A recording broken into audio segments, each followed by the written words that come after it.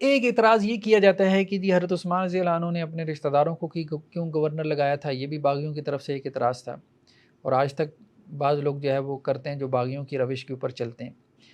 دیکھیں حضرت عثمان رضی اللہ عنہ کے 26 گورنر تھے، کتنے 26، ان میں سے 5 ان کے رشتہ دار تھے، 5، یہ پانچوں بھی ایٹ اے ٹائم نہیں تھے۔ جب حضرت عثمان رضی اللہ عنہ کی وفات ہوئی تو اس وقت 3 گورنر تھے ان کے، 3، 26 میں سے 3۔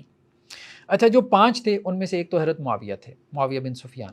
حضرت معاویہ کو حضرت عثمان نے گورنر نہیں لگایا، سب سے پہلے جس نے حضرت معاویہ کو گورنر لگایا تھا وہ حضرت عمر تھے۔ تو حضرت عمر رضی اللہ عنہ کے زمانے سے شام کے گورنر حضرت امیر معاویہ تھے۔ حضرت عثمان رضی اللہ عنہ نے تو حضرت عمر رضی اللہ عنہ کے فیصلے کو برقرار رکھا ہے، بات ہی ختم ہو گئی، ٹھیک ہے۔ اس کے بعد بات آتی ہے ولید بن عقبہ کی۔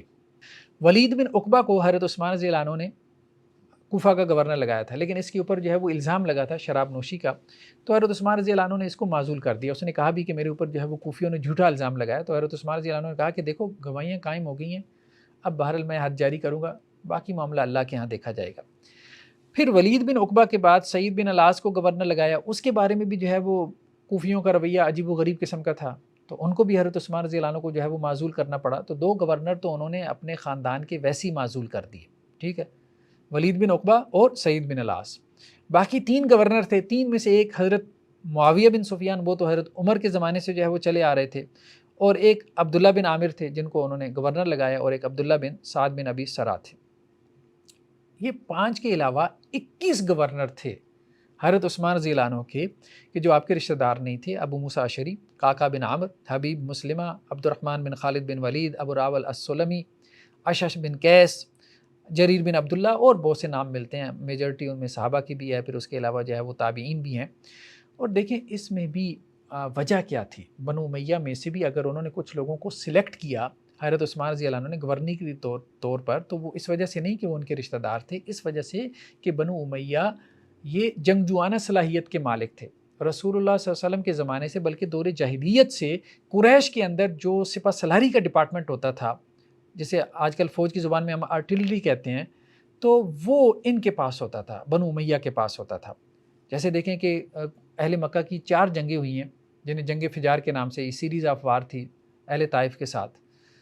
ان 4 جنگوں میں اہل مکہ کی طرف سے جو سپہ سالار تھے قریش کی طرف سے، وہ کون تھے؟ ابو سفیان کے والد حرب بن امیہ۔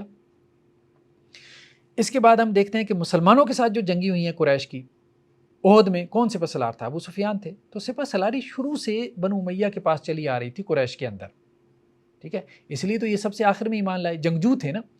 تو ان کے اندر مطلب وہ پروفیشنل لوگ تھے، ان کو جو ڈپارٹمنٹ دیا گیا انتظامی امور کے وہ ماہر تھے، تو اس ڈپارٹمنٹ کے اعتبار سے ان کے پاس صلاحیتیں تھیں، اپنے اس پہلو سے وہ باصلاحیت تھے، تو گورنری دی ہے نا، ان کو سپہ سالار ہی بنایا ہے نا کہ آگے جا کے جو ہے وہ لڑنا ہے۔ تو یہ بہرحال اس حوالے سے کہ وہ اچھے منتظم تھے، اچھے جنگجو تھے، تو اس لیے حضرت عثمان رضی اللہ عنہ نے اگر اپنے بعض رشتہ داروں کو عہدہ دے بھی دیا تو کوئی حرج نہیں تھا۔ لیکن ہم یہ بھی کہہ رہے ہیں کہ وہ 26 میں سے کتنے تھے؟ ایک ہی وقت میں 3 تھے، 2 کو تو معزول کر دیا، اور ان کی شہادت کے وقت 3 تھے، تو وہ کچھ بھی نہیں تھی وہ پرسنٹیج کے اعتبار سے۔